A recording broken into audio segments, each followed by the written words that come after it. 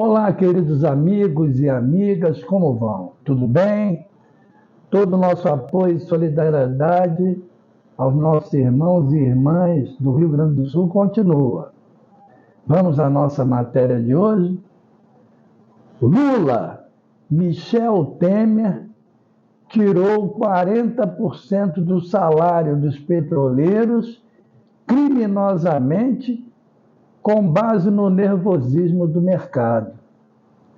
Lula está coberto de razão ao comparar Moro ao sabotador Campos Neto, diz Gleice.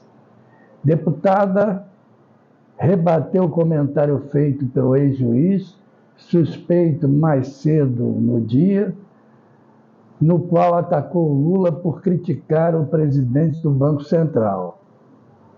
Então, o presidente do Banco Central precisa ser uma figura séria, responsável. Ele tem que ser imune aos nervosismos momentâneos do mercado, criticou Lula.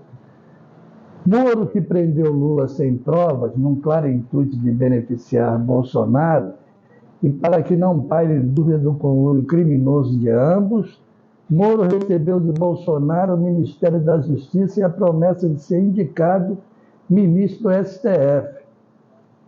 Presidente do Banco Central, Roberto Campos Neto, indicado por Bolsonaro, tem mandato até dezembro de 2024. Roberto Campos Neto, na certeza da impunidade, confirma na Folha de São Paulo que sabota Lula. Não é verdade. Campos Neto sabota o Brasil e os brasileiros. Já Michel Temer puniu os trabalhadores da Caixa Econômica Federal, Correios e Petrobras, que pagam por rombo, mesmo sem nunca terem sido gestores do fundo. Rombo em fundo de pensão, conhecido como PED, Plano de Equalização de Déficit.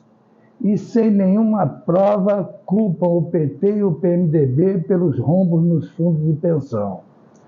Foi Michel Temer que, na saída da Dilma, colocou para presidir a Petrobras o tucano Pedro Parente, e o jornal Metrô publicou coisas que jamais Dilma faria. Parente pôs fogo no país dolarizando a gasolina. E Bolsonaro, mesmo com os brasileiros ganhando seu salário real, manteve a dolarização dos combustíveis. Michel Temer, no silêncio criminoso da Lava Jato, que investiga a Petrobras e o petróleo, articulou e sancionou a PEC do trilhão. Por essa lei, as petroleiras estrangeiras ficaram isentas em R$ 1 trilhão em impostos. Temer e Bolsonaro, com a cumplicidade da Lava Jato, permite que Shell produza 400 mil barris de petróleo por dia no Brasil, sem pagar imposto algum. Essa quantidade de petróleo é suficiente para abastecer a Grécia com folgas. Debochando dos brasileiros, Bolsonaro, em 2018, prometeu a gasolina a R$ 2,50 e o gás a R$ 35. Não cumpriu e ganhou as eleições.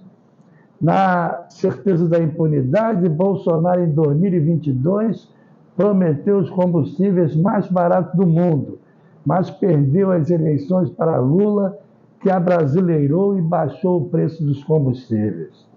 Eu, Emanuel Cancela, denunciei Bolsonaro por estelionato eleitoral, mas o MPF arquivou a denúncia. Temer decidiu que déficit nos fundos de pensão deveria ser pago no exercício seguinte à constatação. Baseou-se no nervosismo momentâneo do mercado que Lula citou em relação a Campos Neto. Digo isso porque os fundos aplicam parte da reserva em ações que hoje podem dar prejuízo e amanhã lucro. Eu mesmo tive uma experiência com as ações da Petrobras, que comprei quando retirei meu fundo de garantia por tempo de serviço.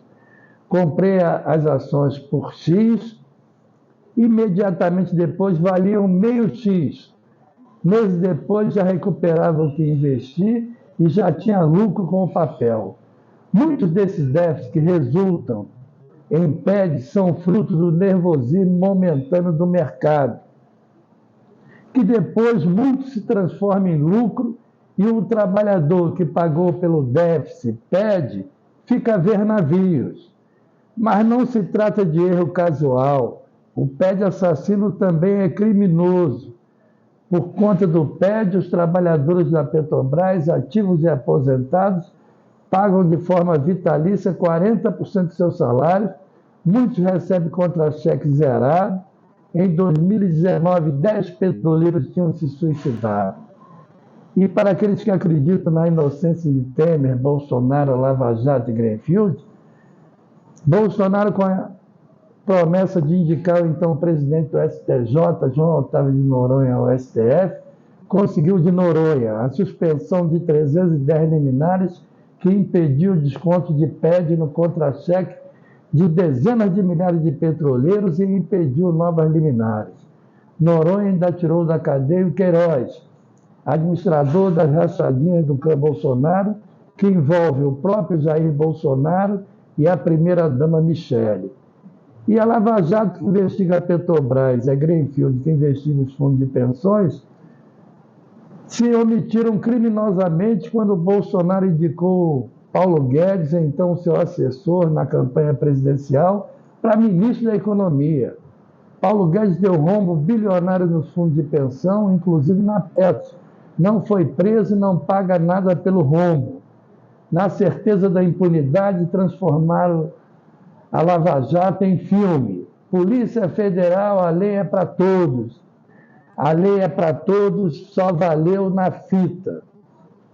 Dê um like, inscreva-se em minhas redes sociais, divulgue esse vídeo. Beijo no coração e obrigado pela atenção.